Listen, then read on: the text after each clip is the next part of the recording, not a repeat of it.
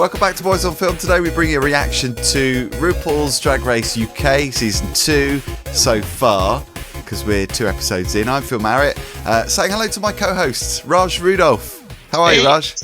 Yeah, I'm good. So RuPaul's Drag Race UK, we were just talking about this before we started recording. There is a tendency to kind of see everything that's out at the moment, and we've got this kind of overlap where we've got the US version and the UK version both together kind of simultaneously. It's like a couple of weeks behind or something. There's a danger of it becoming a bit overkill, but I haven't had that yet. I still am enjoying it. The Drag Race kingdom is just getting massive. I think this is the first time that any season has overlapped for us. Now, maybe in the States, I don't know if it's happening in the States, but here, it's like on Fridays, it's like you've got Drag Race UK, you've got Drag Race US, and I can't keep it all straight. And I can't even go down the rabbit hole of Drag Race Canada, Australia, Thailand. There's way too many of them now, and I think I'm just going to stick to the US and UK. I'm still loving it though. I mean, I did see the Canada one and I enjoyed it. It wasn't quite as slick as the US version, and there are some people, and this could be quite controversial because obviously you're American and I'm British, and there are a lot of people saying that they prefer the UK version to the US series. What do you think of that? Well, it's fine. Me being a little bit of both, a UK citizen, born in America, I can see I can definitely tell the differences in between the two, but both of them have their charm. They really do. And I kind of love that the BBC one isn't as polished as the US one. Yeah. You can just tell in the subtle details that, of the staging, that the US one is, they've been doing it for years. They got it down pat, and the BBC are trying to make it look as glamorous as they can. I don't really start learning their names until they get whittled down and you see more of the personalities come out. So, Phil, I hope you have a list today because I couldn't name them by heart. I have a list. I think that's what they did right with the US version. They actually kind of split it down, didn't they? Made it a bit more easy to remember who the people were in the first couple of episodes. The way that they changed it was quite dramatic. I thought it was really good for that reason. So, okay, let's start with Lawrence Chaney, who kind of entered the room saying, it's like my friends list on Facebook, no one's here. He kind of comes across as being, I don't know, he has a damaged past by the sounds of it, or does he? See, this is the problem with me. I'm not quite sure I buy into that kind of, I'm lonely thing. Yeah, I don't know. There's something about Lawrence Chaney that is quite endearing. Just the way that even RuPaul makes fun of his name, Lawrence Chaney. I think it's funny, and it's so not a drag name. But he seems to excel in the competitions outside of the last episode where he kind of had a little breakdown. But I thought he was fantastic, and the fact that he's kind of a bit Gemini, like two different people. I kind of like that. I saw a Facebook poll the other day, and he's quite ahead, actually, with public favorability. So we'll have to see how it goes. I like him so far. That's quite interesting. I was quite surprised by those Twitter poll results, because we put out three tweets just yesterday. But anyway, let's move on to Cherry Valentine. If you haven't seen episode 2, then... Spoiler! I'm quite sad that she's gone already, to be honest. I think there are weaker contestants. Yeah, I actually don't think Sherry should have gone this past week. Yeah, that's all I have to say. Did you notice that? I love that entrance faux pas as well when she walked in and kind of her headdress just got in the way as she was walking through. She didn't do her research. She didn't.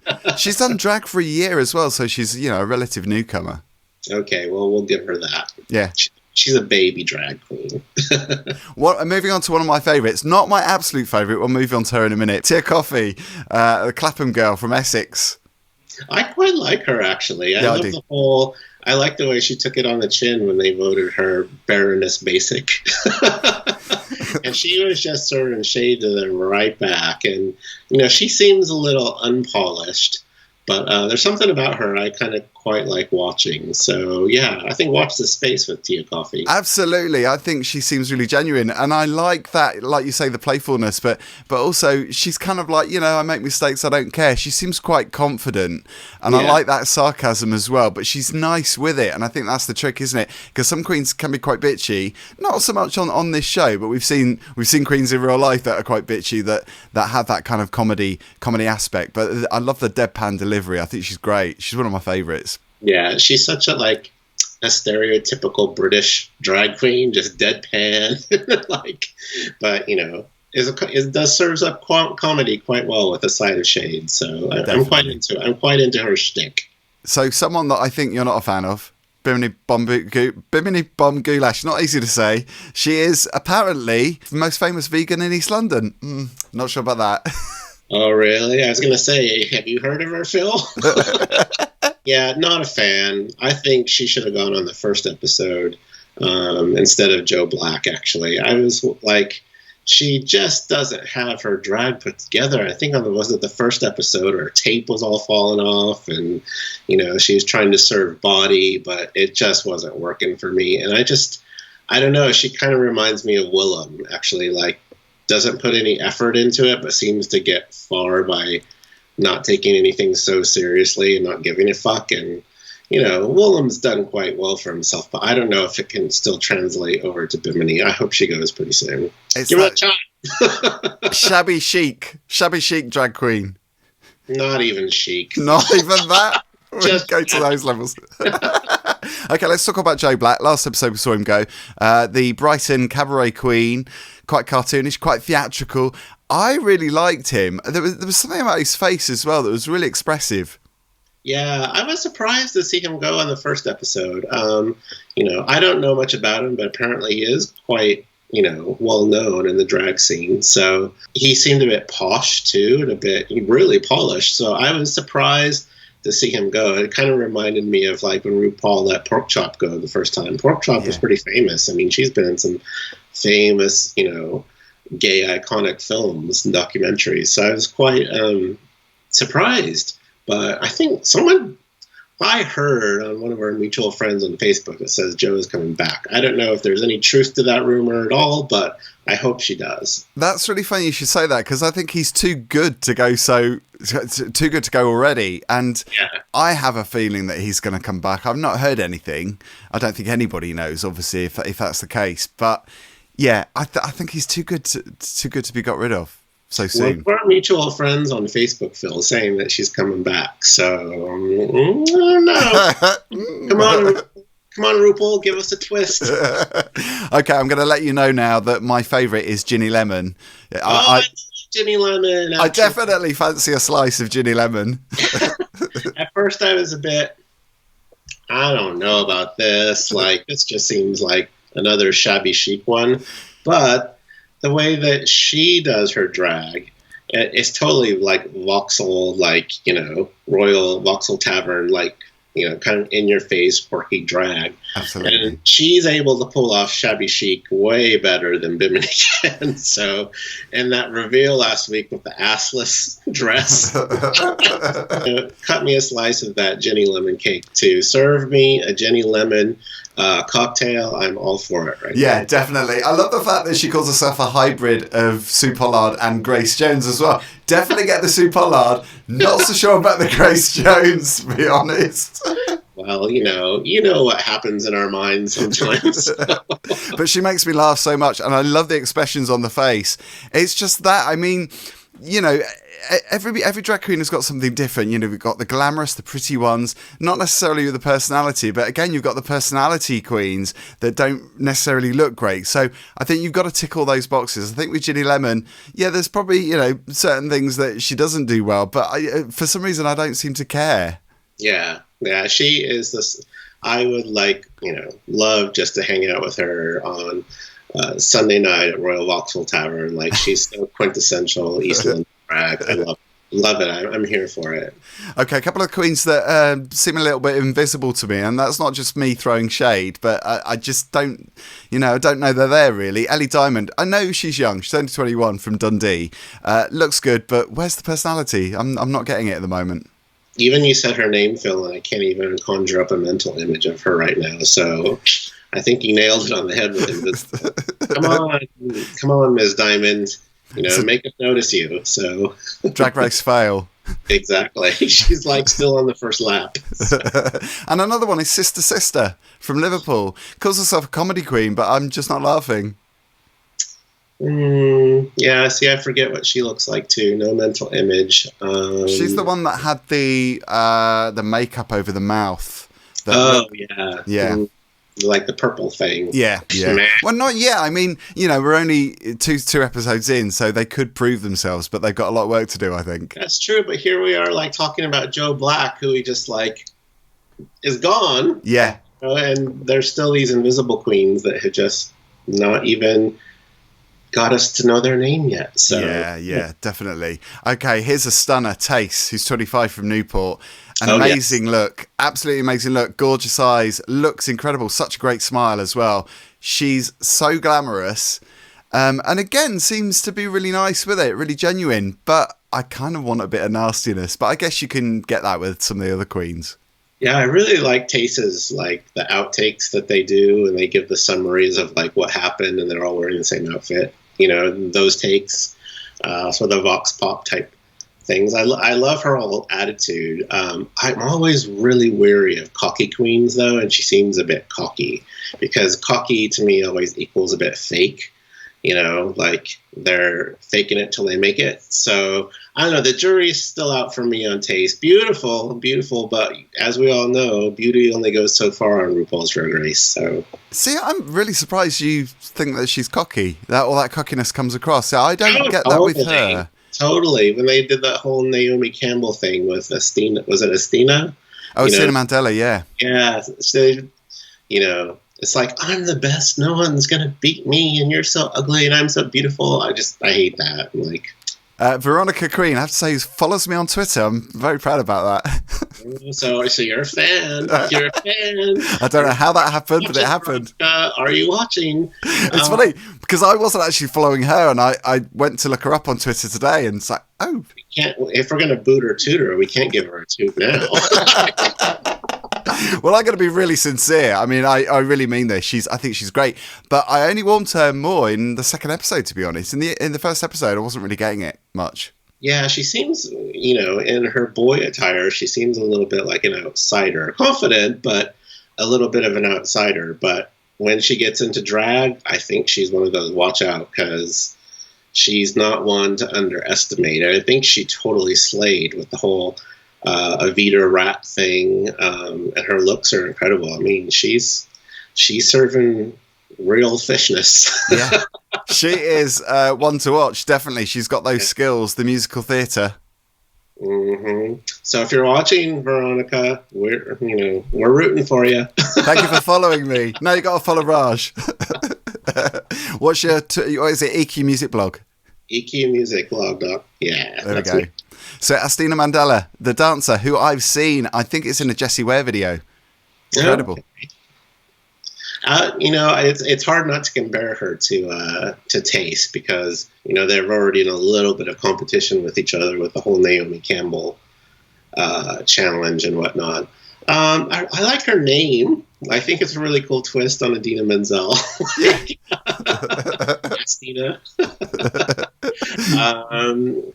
I mean, there's something there. I mean, I think she is where she needs to be in the second episode. I mean, not overexposed, not underexposed. So she's playing the game right now, I think. She really is, because she delivers with a smile. Every time she says something like, I'm the best queen, I'm going to get the crown, she's smiling with it. So there's not really that nastiness there, but there's definitely competitive streak, I think, that you see. Watch this space as well. Her and Veronica, I think are ones to watch. Yeah. I have a feeling they'll go quite far. And they all gasped as well when she walked through, when she first came into the room. It was like, oh my God, she looks amazing. It's like real kind of model qualities. A horror who is, I think, really entertaining. I love that click, click, bitch thing that she said when she walked in and she threw her basket back and everyone was like, oh my God, you've killed the dog. You've killed Toto. She's the fashion designer as well. Yes, who does she remind me of? Who's the drag queen that's also a singer that's really good? I forget. We got the regulars. Adore Delano. She looks exactly like Adore Delano. Oh, yes. Okay, yeah, I see that. Yeah, totally. They look so exactly the same in the face. It's hard for... I just see Adora Delano when she's on stage. So. I can definitely see that as well. So the judges, we've got Michelle Visage, of course, Alan Carr, Graham Norton, all the people we've had last time. The extra special judges, we've got Sheldon Smith and Elizabeth Hurley so far. And Sheldon Smith, I really liked her. And Elizabeth, I thought she was trying to play the game really seriously. And I think Sheldon Smith had a bit more comedy value. But yeah, always great judges they get on this panel. Alan Carr kind of is calling it in, though, for his appearances. Like, he just didn't look like he gave two shits about being there this last time. Or was he drunk? I don't know. But he's not as I don't know. He's not as polished as he usually is on the couple of episodes we've seen. So I'm hoping that he pulls it together and we really get to see Chatty Man come to life. I always think he's hilarious. Every time I see him on screen, he just makes me laugh. We have to talk about Rats the Rusical. I think one of the best Rusicals so far in this series. It was kind of such a hot mess. It was good. I love Ginny as Dame Judi Stench as well. Such a brilliant play on words. Just made me lol out loud when she came out. And I loved Tia Coffey at the end. She's like, I'm going to give myself the least amount of lines and the least amount of work. And then she came out and just slayed that minute. If it wasn't for that, she might have been in the bottom two. I don't know. But that was a brilliant move on her part. Just the way she just, like Rue said, I just love the fact that she just crawled off the stage at the end. And when you make RuPaul laugh, like, you've got something there. Yeah, absolutely. So, what did you think overall? Are you enjoying this series? Is it one of the best? I mean, is it better than series 1 so far? It's hard to tell, I suppose, isn't it? Well, it's always hard with the first series because they're really working out the kinks. They're trying to, figure things out. I think the casting is a little better this season. Like, season 1 was all right, I think the best thing to come out of season 1 wasn't the Vivian. To me, it was a bag of chips. Like, she's just so like, that's like definitely RuPaul's London Drag Race. Yeah. So I don't know. Like, I'm enjoying season 2 a lot more than season 1 right now. So lots to do this year. I mean, we've got South by Southwest coming up. It's right around the corner in March. Yeah. Javi Lopez is our on-the-ground person in Austin at South by Southwest. So actually, when we've been covering it for like 5 years now, so he's always there taking all the cool photos and doing all the cool graphics for our South by Southwest coverage. So he's been covering it for a few years with us and helps us out with like finding places to park secretly in Austin and things like that. So he's got his press credentials again this year. So I told him, since there's not really live photos and such to take, that he's going to have to hop on a few videos with us. So he's all for it. So I'm very excited about that. And I have to say thank you as well, because you've given me the opportunity to take part and cover this year. And it's all thanks to you, which is for. Yeah. Bring it on. I can't wait. It's going to be amazing. So yeah, that's March, isn't it? Mid-March. Well, I always piggytail off of your BFI coverage as well. So, it's a little give and take. Absolutely. You scratch my back, I scratch yours. Thank you for watching, everybody. As always, don't forget to like and subscribe, and we'll be back very, very soon, including that coverage at South by Southwest. And also, I have to say, It's a Sin. Did you watch it last night, Raj? You were there in chat. Yeah, I didn't get a chance to hop on Unpacked last night just because of work things, but I am going to watch the first episode this afternoon. So, and I think the whole thing is available on Channel 4. Yeah. So I was actually freaking out because I couldn't find it on BBC, and then I'm like, oh, it's on Channel 4. Yeah. Oh, it's amazing. I mean, I haven't seen all of them. I've seen 3 so far, but... Okay.